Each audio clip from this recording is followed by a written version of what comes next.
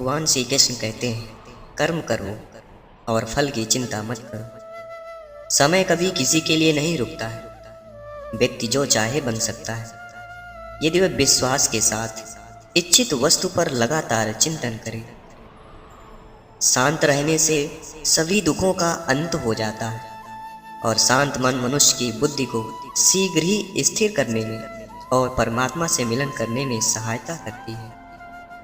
जो बात सच पर आधारित होती है, उसे कहने, करने और मानने में हमें कभी नहीं डरना चाहिए।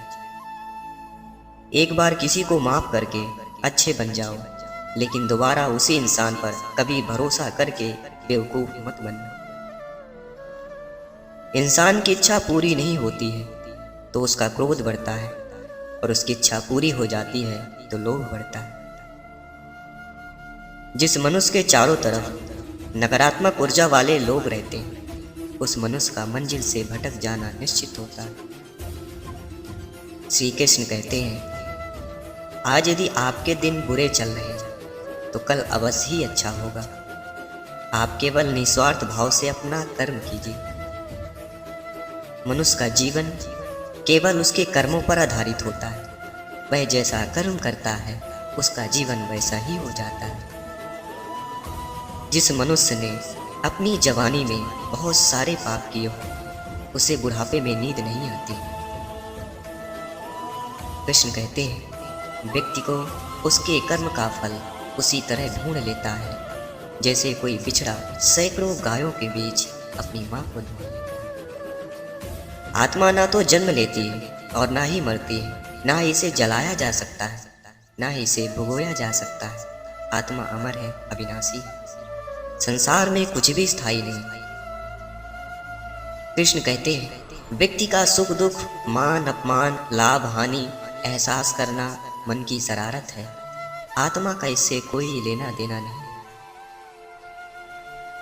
संसार के सारे रिश्ते नश्वर हैं और केवल शरीर से जुड़े हुए हैं। जैसे ही व्यक्ति की मृत्यु हो जाती है, आत्मा शरीर को छोड़ देती है। आत्मा का शरीर से जुड़े रिश्तों से कोई नाता नहीं रहता है।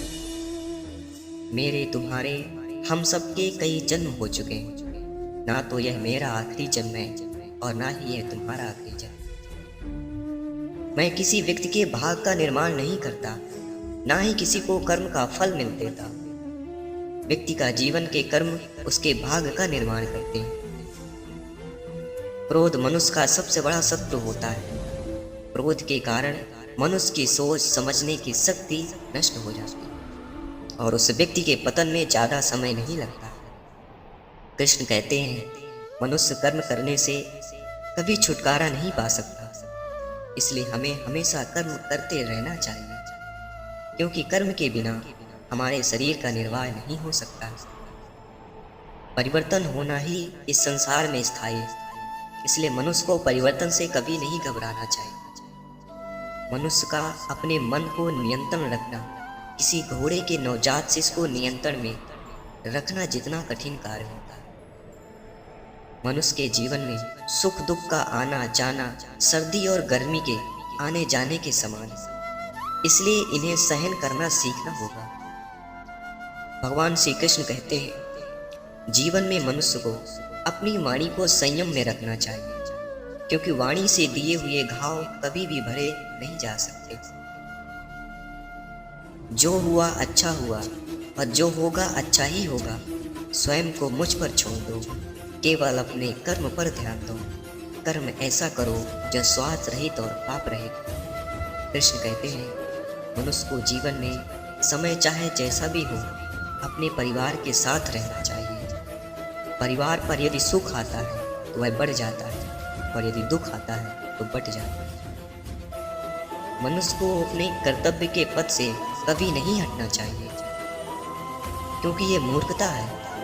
इससे ना तो तुम्हें स्वर्ग की प्राप्त होगी और ना ही तुम्हारी कीर्ति बढ़ेगी। श्री कृष्ण कहते हैं, अच्छे लोगों का साथ ईश्वर की कृपा से मिलता है, परंतु कुसंगत में पड़ना मनुष्य के अपने ही हाथों में होता है।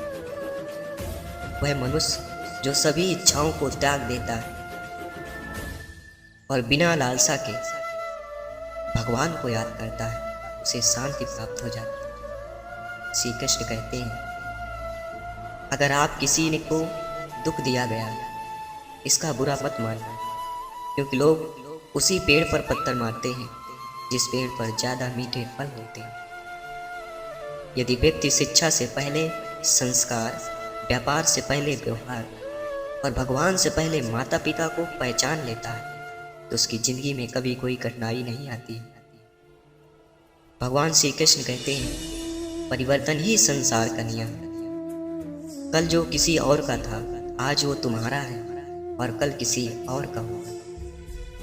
जो कुछ तुम्हारे साथ हुआ है अच्छे के लिए हुआ है, और जो हो रहा है अच्छे के लिए हो रहा है। जो होगा वह भी अच्छे के लिए ही होगा।